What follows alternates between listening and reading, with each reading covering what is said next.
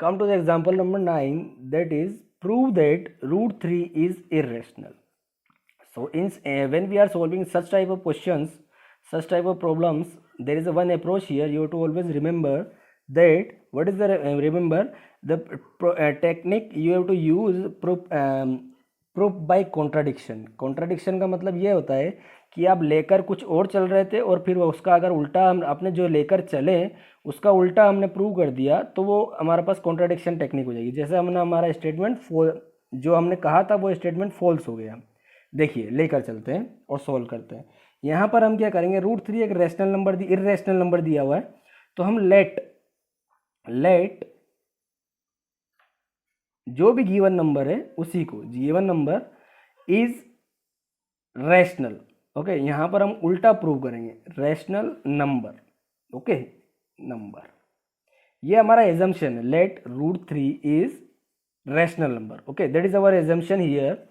Okay, अब root 3 एक rational number है, हम ये लेकर चल रहे हैं और बाद में हम कहेंगे कि ये रैशनल नंबर नहीं है तो फिर वो ये रैशनल नंबर हो जाएगा। That is approach here. So step by step देखिए क्या होगा। यहाँ पर रूट 3 एक रैशनल नंबर है तो हम इसको लिख सकते हैं, रूट 3 अगर रैशनल नंबर है तो रैशनल नंबर का डेफिनेशन होता है rational number can be written in the form of p by q।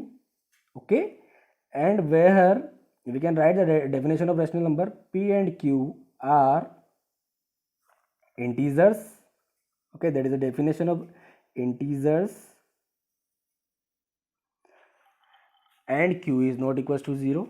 okay, and one more is here, p and q both number are co-prime number। okay, both numbers are co-prime number। co-prime number का मतलब होता है HCF 1 होना चाहिए। ठीक है, तो अगर इसके बीच का HCF 1 हो गया, जैसे हम सपोज कर लेते हैं ये 3 ले लिया और ये 4 ले लिया, ठीक है, तो इन दोनों के बीच का HCF कितना है, HCF of the given number is how much, there is only 1 here. Okay, इनके बीच में कोई कॉमन फैक्टर नहीं है ना, तो इसका HCF कितना हो गया, 1 हो गया। तो सिंपल यही HCF हम यहाँ पर ले लें। अब यहाँ पर अगर हम इसको नॉन को प्राइम अगर शो कर दें, नॉन को प्राइम का मतलब क्या हो गया, अदर देन 1 के अदर भी अलग अलग कोई फैक्टर अगर हम शो कर दें तो यहाँ पर ये गिवन नंबर जो हो जाएगा वो को प्राइम नंबर नहीं रहेगा, तो वो कॉन्ट्राडिक्शन हो जाएगा हमारे पास स्टेटमेंट का। चलिए देखते हैं आगे। को प्राइम नंबर समझ आया कि जिसमें बस HCF 1 होता है, मतलब जैसे हम इसमें कॉमन फैक्टर अगर हम लिखें, प्राइम फैक्टराइजेशन लिखें 3 into 1 और 4 का होता है 4 into 1। जब इसका हम HCF निकालेंगे दोनों का तो कॉमन फैक्टर सिर्फ वन ही है ना, तो HCF is how much, there is only 1।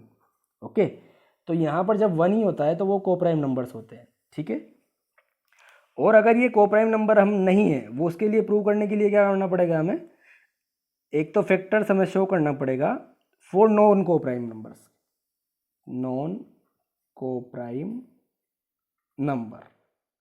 Number के लिए हमें शो करना पड़ेगा फैक्टर्स जो है उसके फैक्टर्स जो है 1 हो सकता है, और सेल्फ का मतलब हम बोल देते हैं other number also, other number are also present over here. तो वो जो नंबर होंगे हमारे पास, कोई 1 के अलावा भी अगर कोई नंबर है तो फिर वहाँ पर हमारे पास वो नॉन को प्राइम नंबर हो जाएगा। ठीक, ये बात समझे। चलिए स्क्वायरिंग बोथ साइड, चलिए आते हैं स्टेटमेंट पर। स्क्वायरिंग बोथ साइड तो क्या हो जाएगा, root 3 square equals to p by q का होल स्क्वायर। यहाँ से हम लिख सकते हैं p root 3 square is how much, 3 only, ये लिख सकते हैं p square by q square.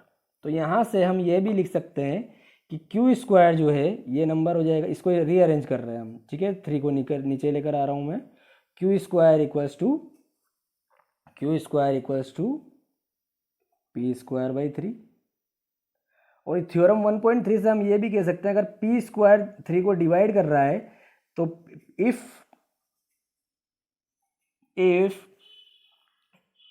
p square is divisible by 3। Okay, so bye theorem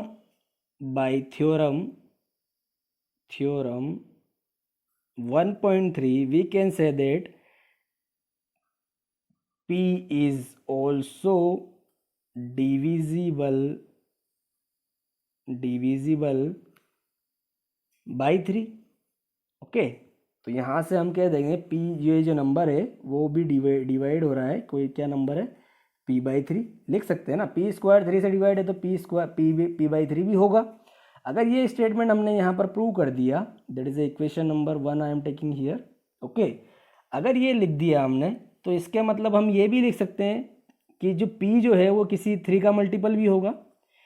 we can write, so we can write p is a multiple of 3, or how many times, whatever be times, m times I am taking, and where m is an integer. Okay, where m is any integer.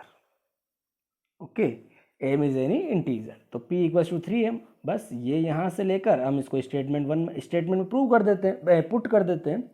तो put p equals to 3m in equation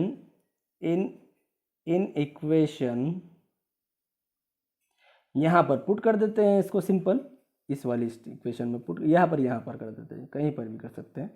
A equation number नाम दे देते हैं हम इसको, इन ए equation. ठीक, इन ए equation. तो ए equation क्या है, 3 equals to P square by Q square. I am writing the same, 3 equals to P square by Q square. और p का वैल्यू कितना है हमारे पास, यहीं से देखिए, p square equals to 3m square, p equals to 3m I am putting here, and q square. अब हम इसको रीअरेंज कर देते हैं, ओपन कर देते हैं स्क्वायर को, ये हो जाएगा 9m square over q square. अब ये 3 इक्वल में था तो ये 3 1 जा 3 और 3 3 जा 9, तो यहाँ हो गया 1। तो इसी को हम रीअरेंज कर देते हैं, ये हो जाएगा 1 इंटू क्यू स्क्वायर। तो क्यू स्क्वायर को ऊपर लेकर जाते हैं, यहाँ लिख देते हैं एम स्क्वायर। ठीक है, sorry, it is Q square by 3, we can write like that. Okay, and it is M square, 3 goes down, ये पी स्क्वायर ऊपर चला गया और 3 नीचे चला गया। ठीक है, तो ये स्टेटमेंट हमारा यहाँ से मिल गया। तो यहाँ से देखिएगा, ये स्टेटमेंट मिलने के बाद M square equal Q square by 3, तो यहाँ से 1 पॉइंट थ्योरम इससे वापस कह सकते हैं कि if q square is divisible by 3, divisible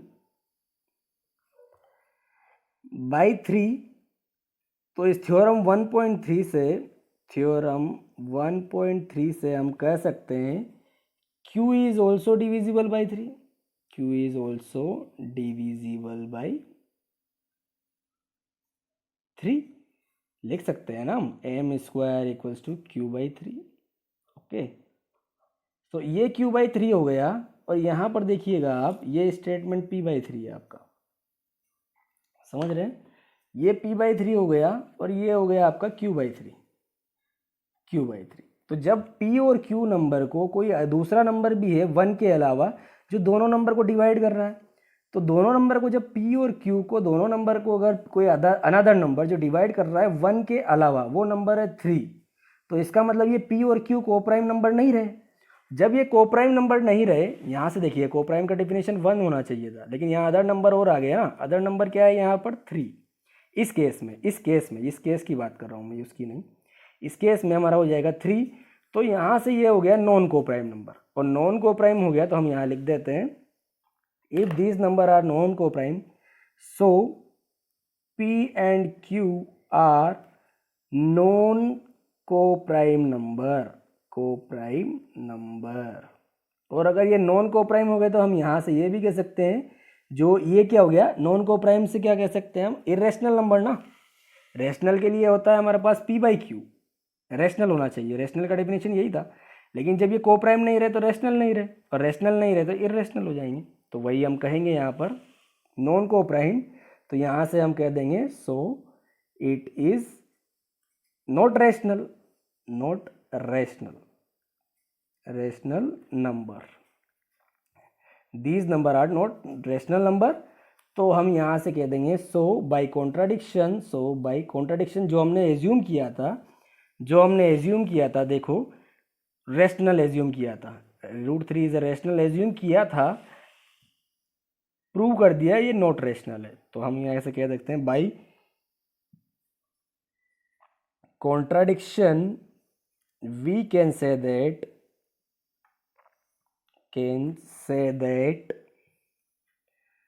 √3 is irrational, और यही हमें प्रूव करना था। ठीक है, तो यहाँ पर हमें क्या करना होगा, एक सिंपल सी अप्रोच है, आपको इतना सारा सब कुछ नहीं लिखना है।